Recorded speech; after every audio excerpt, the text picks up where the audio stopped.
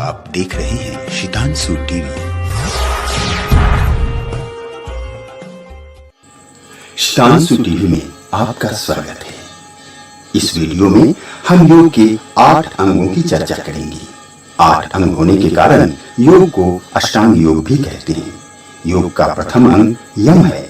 अहिंसा, सत्य, अस्तेय, ब्रह्मचर्य और अपरिग्रह को सम्मिलित रूप से यम कहते हैं।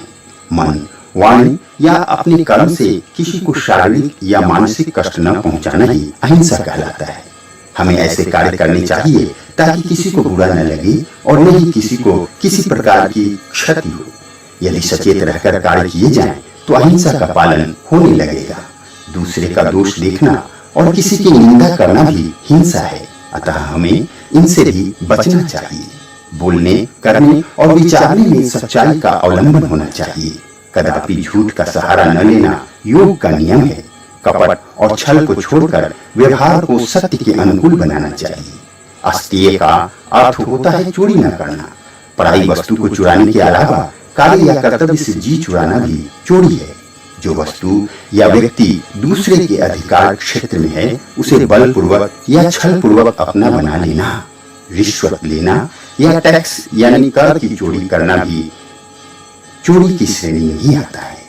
योग करने वाले ऐसे व्यवहार न अपनाएं। मन, वाणी और शरीर से होने वाले सब प्रकार की कामनाओं का त्याग करना ब्रह्मचर्य कहलाता है। पुरुषों के लिए वीर्य की और महिलाओं के लिए रज की रक्षा करना ब्रह्मचर्य की श्रेणी में आता है। विवाह के उपरांत पति पत्नी का संग ब्रह्मचर्य के मार्ग में बाधक नहीं है, पर एक से अधिक पति या एक से अधिक पत्नी का संग ब्रह्मचर्य में बाधक है। ब्रह्मचर्य के पालन के लिए आवश्यक है कि उत्तेजक भोजन, नशीली वस्तु, कामनाओं को भड़काने वाले साहित्यों और विपरीत लिंगी का अकेला संग का परित्याग करना चाहिए। यम का 5वां चरण अपरिग्रह है। लोभ, ममता, छल, बल या अन्य किसी कारण से संपत्ति और भोग की सामग्रियों का संग्रह करना परिग्रह कहलाता है। हमें अकूत संपत्ति संग्रहित करने से बचना चाहिए, अर्थात अपरिग्रह का पालन करना चाहिए। यम के 5 चरणों को जानने के बाद अब नियम को समझते हैं।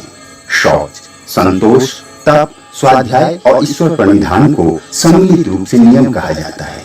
शारीरिक और मानसिक अर्थात बाहरी और भीतरी पवित्रता को प्राप्त करना ही शौच की प्रक्रिया है।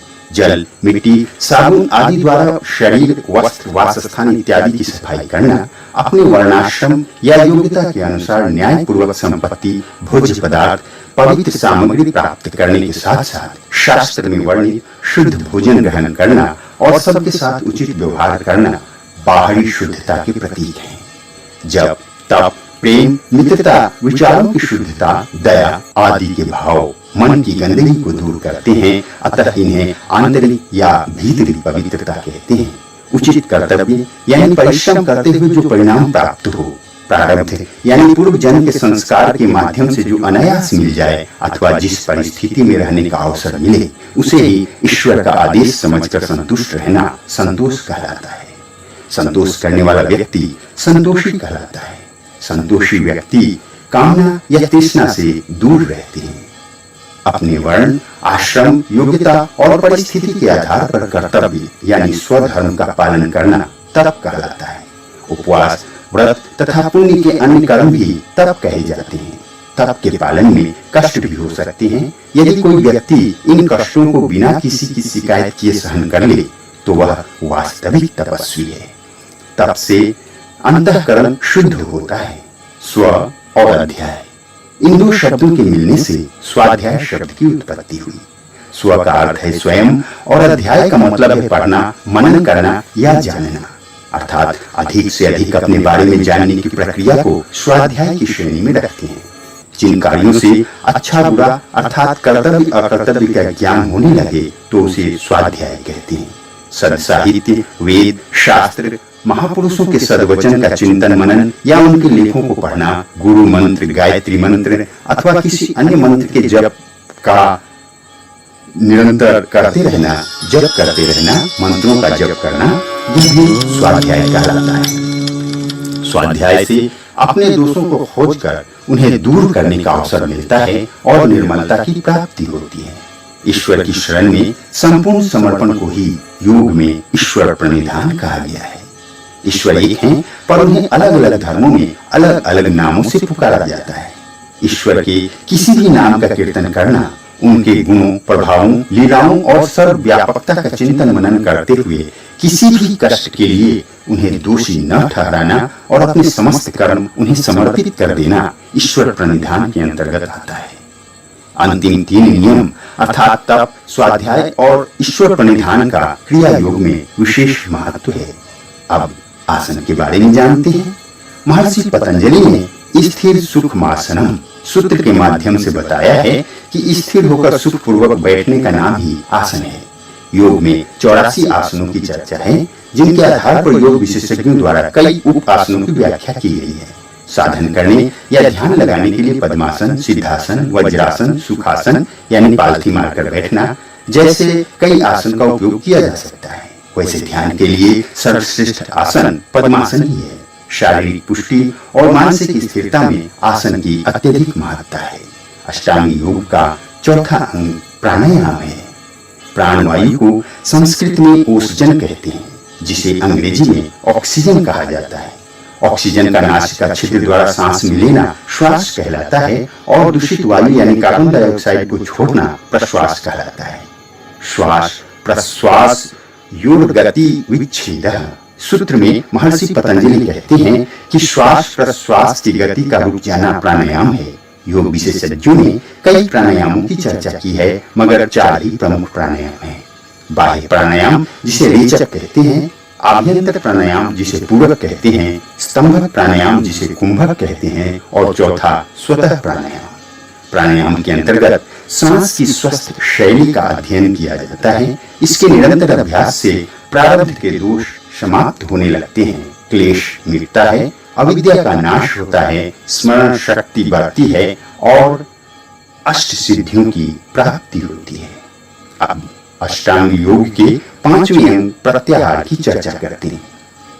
जब प्राणायाम लगातार अभ्यास करने के बाद सधने लगता है तो इंद्रियां निर्मल होने लगती हैं।